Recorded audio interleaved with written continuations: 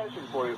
I agree with a lot of what you say. It's kind of hit or miss on some topics, but I agree with women being the way they are and pretty much desiring what they want, that they can be some cruel individuals and human beings. And I'm a Marine, and I've seen some really bad stuff on deployments. Young Marines getting married, thinking they're in love, coming home to an empty house and an empty bank account. And it can be terrible, but if every single person in the world was like Tom Leykis, how would the human species continue? Well, you see, every single person will not be like Tom Leykis because the world is full of dumb and poor people who are breeding machines and who will continue cranking out millions and millions of progeny. Right. So you don't have to worry about the world being like Tom Leykis. It never will.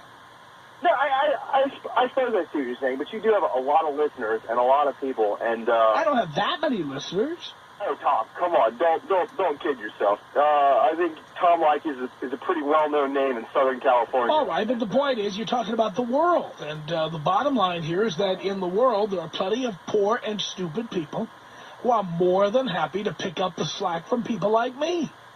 So then we're just doomed to have nothing but poor, stupid people reproducing in the whole entire poor. Well, look around. That's mostly who is reproducing. Well, I suppose. I think there are few and far. Well, there are exceptions to every rule, I would say. So I wouldn't be 100% anti-marriage and anti-family because we are going to need some smart people if we're going to continue living, I suppose. Yeah, well, the other thing is that being smart doesn't guarantee smart kids. In many cases, intelligence skips a generation. Right. No, I understand what you're saying, but I'm married. I just had my first child, and I hope to influence him in a way which makes him a better, more productive member. Well, I know you hope to do that, but MTV and MySpace is going to influence him a lot more than you, and there's nothing you can do about it. That's a very good point. I guess I just got to do my best and try and remain a little bit more optimistic. Well, you can remain optimistic all you like. I'm optimistic that the Easter Bunny is going to leave me some brightly colored eggs. Well, whatever you're doing seems to be working for you. And I guess if I was disgustingly rich and could get ridiculously hot ass all day long, I probably would too. Yes, remember what I say. A man is only as faithful as his options. Well, no, I hate to say it, but I'm not faithful. There we go. There's instances where, whatever, neither here nor there. But I don't think as a whole... So you're married, you have a child, and you're not faithful? At times, no. And you got married, why? The same reason everyone does it, Tom. Because you were being deployed to Iraq or Afghanistan and you needed somebody to sit home here and wait for you? Well, I did it after my first deployment. I've been over there 4 times. I guess I was in a hurry to live my life, and I wanted to leave something behind where if I were to perish, then I could at least say I did something and made a mark on the world. But 30 seconds of ejaculate is not necessarily the only way to leave a mark on the world. Well, you could write a book. You could climb a mountain. You could discover the cure for AIDS. There's many ways to leave a mark on the world. Well, I guess I felt like I was pressed for time. Mrs. Hitler thought when she had little Adolf, she said, you know what, he could change the world. He did. Not in the best way. But... Mrs. Mussolini also was very proud of her son. So was Mrs. Stalin, Mrs. Hussein. I see what you're saying. I guess you have a valid point, but I still think there's hope. I understand. Do you believe in Peter Pan also? No, I do not. I'm a very pragmatic person. I'm a very pragmatic person. You just said you have a lot of hope.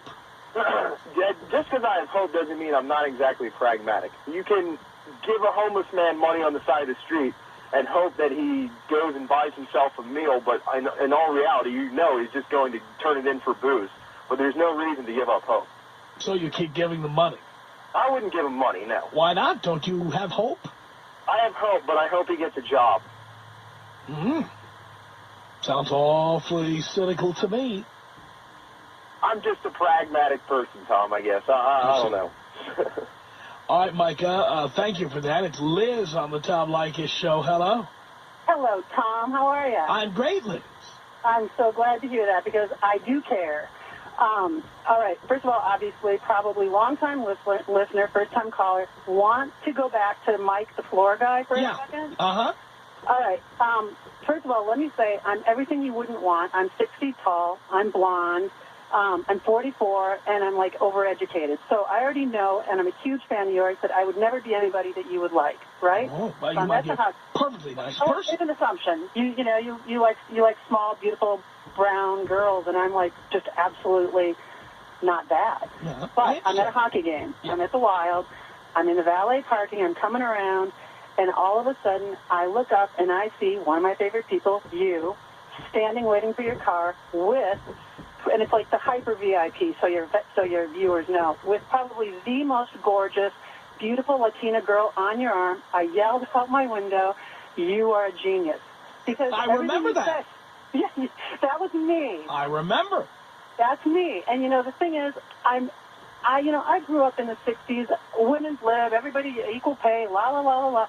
But the bottom line is, everything you say about men and women, I think, is largely true. I agree with you. And it's not, and when you take character off the table and quit saying that, when people feel so attacked by what you just sort of put out there as data, it's experience. You're a guy who didn't start out looking absolutely gorgeous and didn't start out with a lot of money, and you ended up accumulating power and money along the way. And you know what? Women do like to be around it. It feels good. It's fun. It doesn't mean that they're whores. It doesn't mean that they're awful. It doesn't mean that everybody that likes you for all the wrong reasons. But when people negate the fact, when a good-looking guy who lays floors for $40,000 a year can't get his head around the fact that women love you, it's because, he doesn't have those things in his wheelhouse. Well, the other thing is, I'm in public, as you see. I'm in public all the time. People can see that they don't have to take my word for it. No, and I'm not like some guy who's calling up saying, "Hey, Dad," and then trying to back you up with what you're saying. I'm here to say to Mike, I'm somebody that maybe Mike would think is beautiful. If I were 34 instead of 44, I've done very well for myself. But what you say about yourself and about your game is absolutely the truth.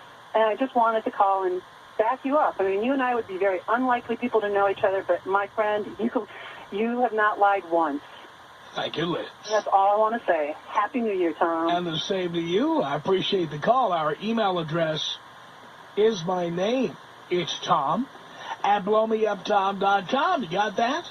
Tom at blowmeuptom.com.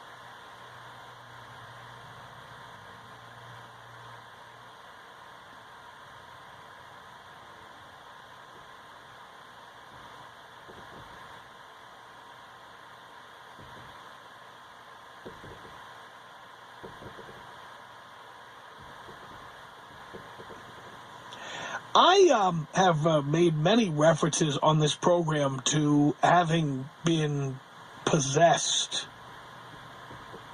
about getting to where I am doing this radio show. I decided a lot of things early in my life. When I was 8 years old, I said, no kids for me. That's true. And when I was 14, I did my first radio show, and then I was possessed with that. And doing a radio show became my obsession. And that was something that anybody I was in a relationship with was going to have to understand.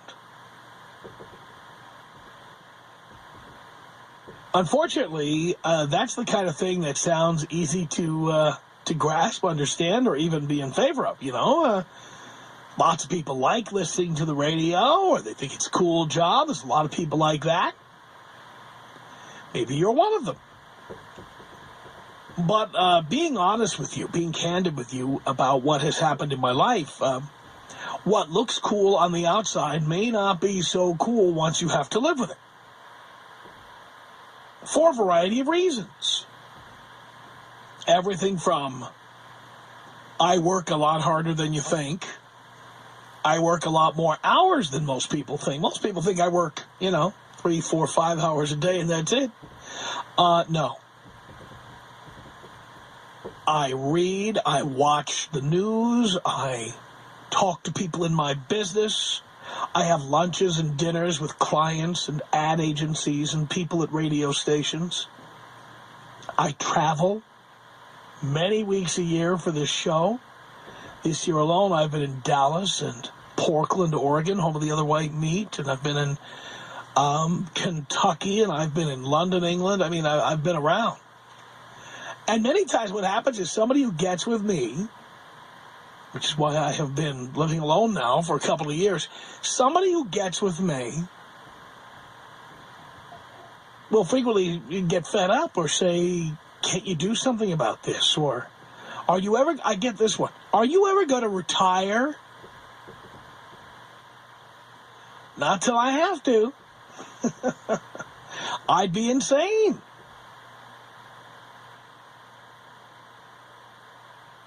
And there have been times when I've been with people who never said they were fed up and never said they couldn't take it anymore, but they were just in the way. Or they had other things in the way that they just couldn't see or couldn't prevent. I never forget, I was moving from one city to another, and I was living with somebody, and you can tell this goes back a ways, her 9-year-old son. We were living together. And it got to the point where the kid was, doing everything he could to get attention away from me and his mother. I mean, causing all kinds of havoc, acting out, what have you. I'm not a child psychologist, but it was clear this kid wanted to take the focus off me and put it back on him.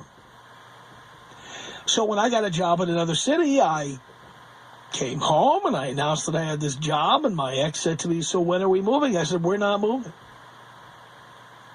I'm moving. We are moving. You know, you guys all the time say to me, I don't know how to get her out. She won't leave. Well, one great way if you're in the radio business is you get a job in another city, which happens to us all the time. I had a job in another city, and I said, that's it, I'm out of here. And so I said, you could stay here in this place if you want to. I'm gone. I left, she stayed. I've said on this program many times that women are dream killers. Sometimes they don't intend to be dream killers. They don't even know what that means. But they demand attention. They demand you spend money on crap. One walk through the mall with a chick, or one Saturday morning hand-in-hand at IKEA, and you see how much crap women love to buy. Stuff they don't need, stuff you don't need, stuff you never knew you wanted. In fact, you probably never did want it. And suddenly your life becomes focused on buying crap you don't need and then figuring out ways to pay for it. How many of you out there right now have big credit card bills? Because you call in, I've talked to you guys, and I say, how'd you get $1,000 in credit card debt? How'd you get $1,500 in credit card debt? And the answer is, oh, no, we bought a few things we needed. And, no, somebody decided you needed that stuff. And I've been with chicks who just have literally gotten in the way of my career. Chicks who've asked me to retire, chicks who've asked me to find another job, another career path. You're right, Dean. I've had women who want me to stop doing Flash Friday on the radio, stop signing racks, stop appearing in clubs, stop having the Leykis appear with me in public. Oh, yeah, I've gotten all of those. And the best way to solve that problem is just to say, you know what, I'm going spouse-free, I'm going girlfriend-free, I'm going live-in partner-free. I'm just going to be free of all of that. I know many of you out there have a dream, okay? It could be anything. My dream, by the way, is a very unusual dream. Chances are it's not your dream. But you could very well have a dream. I'm going to give you some examples of dreams people commonly have, okay? Maybe you have a dream to own a business. Any kind of business. Construction business, contracting business, fast food franchise, whatever. Long hours, lots of capital required to get started. Women don't like that. Women don't want to spend capital building a business. They want to spend it on shoes. How many of you are performers of some kind? Musicians, most commonly, actors. How many of you are, interested in entertaining somehow? Comedians, okay?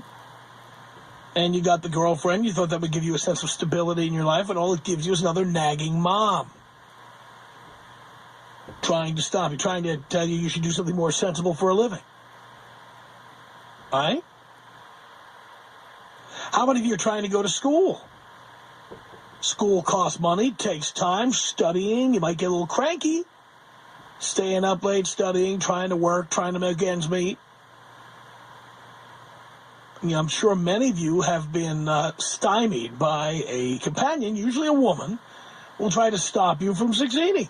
How many of you have had to end a relationship? How many of you have to kick somebody out the door or kick them out of your life because you need to pursue your dream? How many of you have done that? Doesn't matter what the dream is. Could be anything. My dad had a dream he never realized. His dream was to own a bar. He had a job for 43 years, but his dream was to work till he retired and then take his retirement money and buy a bar. My dad liked the sauce. He liked hitting the sauce, and what better way to hit the sauce with your buddies than to buy like an Irish bar in the suburbs somewhere and tell your buddies to come down and watch the game at the bar. He loved that. Never happened. Never happened. Me, I have tried to realize every dream I've ever had, but the way you have to do it is you have to get the interlopers out of the way. You got to get them out of the way. I'm wondering if you've kicked one of these dream killers to the curb. I'm wondering if you've pushed somebody out of the way. I'm wondering if you've just had to end a relationship because you had a dream, you had a goal, you had a mission. You were driven, and the other person didn't understand it, or they weren't driven like you, and they didn't know how driven you were, that you were so driven that you'd kick them the hell out. Have you ever kicked somebody to the curb? Have you done it recently? That's what I'd like to know. Or maybe you're about to do. Or maybe you've gotten kicked to the curb because you didn't fit into somebody's life plan. If that's you, if you're any one of those people, I want to talk to you. Peter, on the Tom Leykis Show. Hello. Hey, Dad. How you doing, son? Oh, man, I've been missing to talk to you. I'm a prodigal son. I came back to the show. You did? Where were you hiding out? You had a girlfriend, I'll bet. You know what, Tom? I'd be lying if I said you were wrong. Why are you listening to him? Turn that off. You know what? I can't, there's no words to describe the life that gets sucked out of your soul for a woman. Oh, I'm well aware. No one knows better than I do.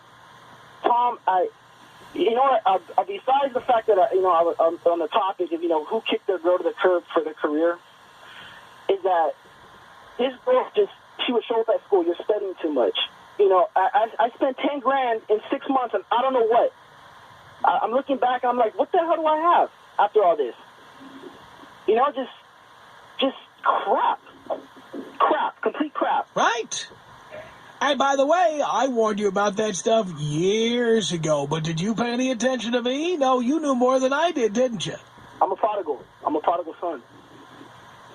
For some reason, you just decided I didn't know what I was talking about. She looked good. You know what? She looked good on paper. She really did. Virgin, going to church. The whole thing it totally just caught my mind's eye. And that's what she's doing right now. She's banging the dude that she cheated on me with. Yep, but she's going to church, and isn't that nice? Yeah, want to hear something else? Okay, the problem I kicked her to the curb about a month ago. I was like, I'm done with you. She didn't have anybody watch the dog. She said she's going on a mission trip. Guess what she did? She spent the weekend with that dude while I'm watching the dogs. There you go, pal. Good work. You got everything you deserved and more.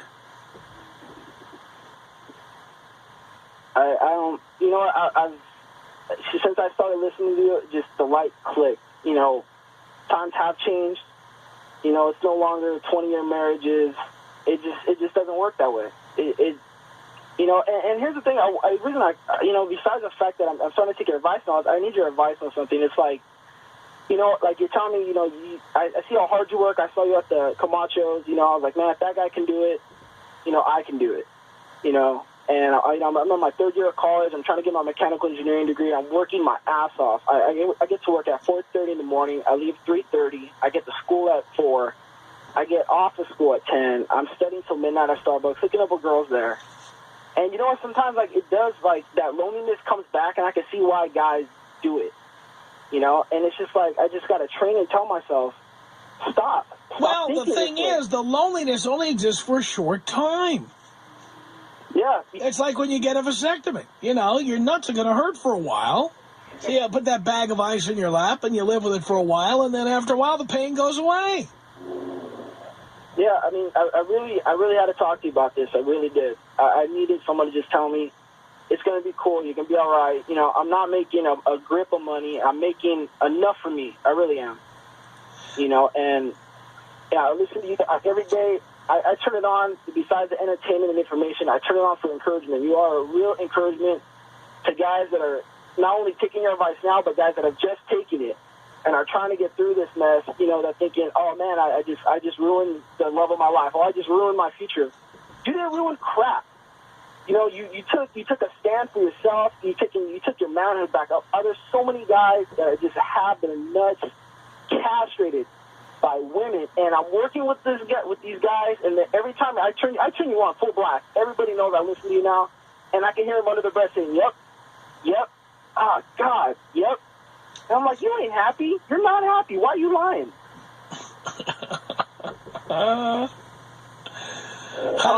How did she react when you dumped her, by the way? What? Besides banging the other guy, how did she react when you dumped her? Oh, you know what? See, the thing is, I was telling her. I knew it for about 2 weeks. I knew it. And you know what? Guess what she pulled? She pulled the let's get married crap. And I told her no. And then she's like, I want a baby. Again, Peter, all you're doing is proving to me that I know what I'm talking about. And you know what, Tom? You have a lot of prodigals out there. You have a lot of prodigal sons. I don't know how you're going to get them back. But for the sake of... Oh, they all come back. They all come back sniveling later on after their hearts are broken or after their bank accounts are empty. Yep. They all come back. You know, they all come back. By the way, I've seen the ratings, you know. Some people went away for a while. They're all coming back now. Yeah, and you know what? You know, for a reason I honestly listen to you is you really encourage me. It gets hard. It gets hard when I get off of work. I got to go to school. I got to study. And sometimes I got to tell you, don't got time for girls. You don't even got time to get laid. You have, the time you have is to make a future. Right. And I listen to you for encouragement. You know, when you tell me about your raw IRAs and how hard you work going from city to city, I mean, to me, it's just like, man, if this guy did it, yeah, he screwed up with the 4 marriages, but look, the guy's got advice. He's trying to hook guys up. He's telling the truth, and I know there's a 24-year-old, you know, tied down, less of a man dude that's tied down with the girl that's listening right now, and he's thinking about it. He's that close. He's that close. Yeah. And it shouldn't have to take the girl telling him, oh, by the way, when I said I was at church, I was really with this guy. It shouldn't take that. You already knew something was wrong. I knew it. But you kept...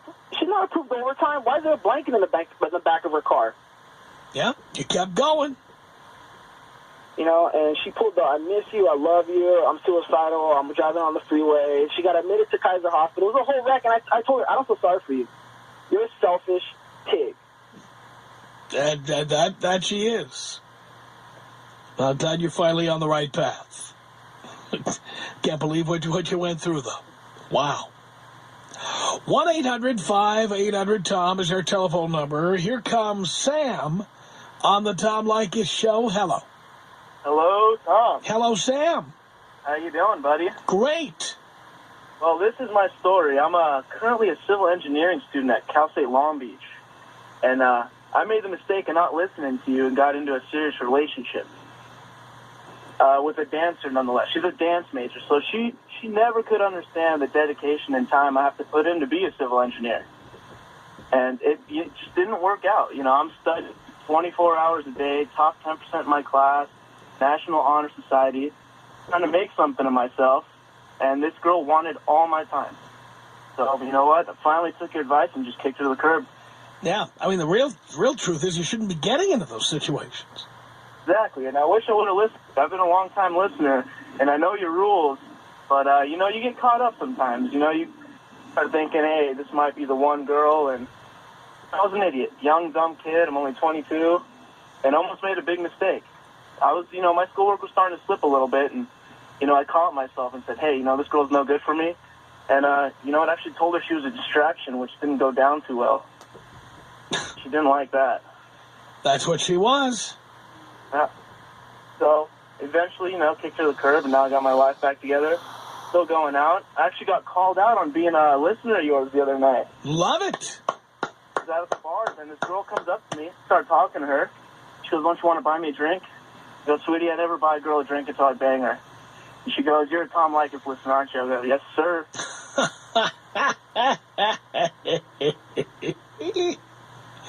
Did she walk away? Oh, no. I kept talking to her, got her number. Didn't pursue it much farther, though. Don't like girls that ask for drinks. I don't either, but you see, she gave you her number anyway. Exactly. Thanks to you, buddy. You right. All right, Sam. But, thanks a lot for talking to me, Tom. Thank you. Appreciate the call. Mark on the Tom Leykis Show. Hello. Tom. Mark. How you doing, Father? Doing great, son. I am a musician, and I live in the Southern California area, and you know I got big dreams. I got big dreams like a lot of other aspiring entertainers in the Southern California area, and I had this battle axe burden of a chick. She was a ball and chain, and I'll tell you what, I had to DTB. Why did you have a girlfriend? You know, I was listening to you. Some things I was ignoring. I have no idea why, but I'm telling you, ever since I parted ways, and that was just last weekend. Ever since I have parted ways, I have effed 3 of her friends. Very nice. I almost effed her mom. Really? Man, it has been the wildest ride. And I'm talking about in the past week and a half. It's been, and to all the guys out there, to all the guys, if you have dreams of being in the entertainment industry, to being, you know, climbing up the corporate ladder, to even making money in general, just like what you say, to making money, women are the biggest hindrance. They want your bank account. They want to suck you dry. Women are a succubus, and you know that. Oh, really? Really, and I mean, and the worst part about it was, you know, my band, we have a show out in L.A. We come out there. I cannot even make eye contact with women, let alone get any tail at any clubs that we play at. You know, I got a girlfriend. She's whining in the corner. She wants me to buy her those $12 drinks. Right, she wants you to come down off the stage and go buy them, like go to the bar and get her the drinks, right? Exactly. She wants to in between song 2 and 3, she's whining, wants me to come down there and get her a gin and tonic. Hey, I had chicks, one in particular I'm thinking about right now, who would come to one of my events where I appear on stage, and she would, I've got to think about going on stage and performing like you do. And she's saying, I don't have a laminate, I don't have a badge. Where do I get a drink? How am I supposed to get something to eat around here? It's like, how about you buy something? She thought there's like an open tab, and why isn't anyone paying attention to me? Why aren't people paying attention? I'm the queen. I'm with you. I should be getting treated special. Man, I'll tell you what.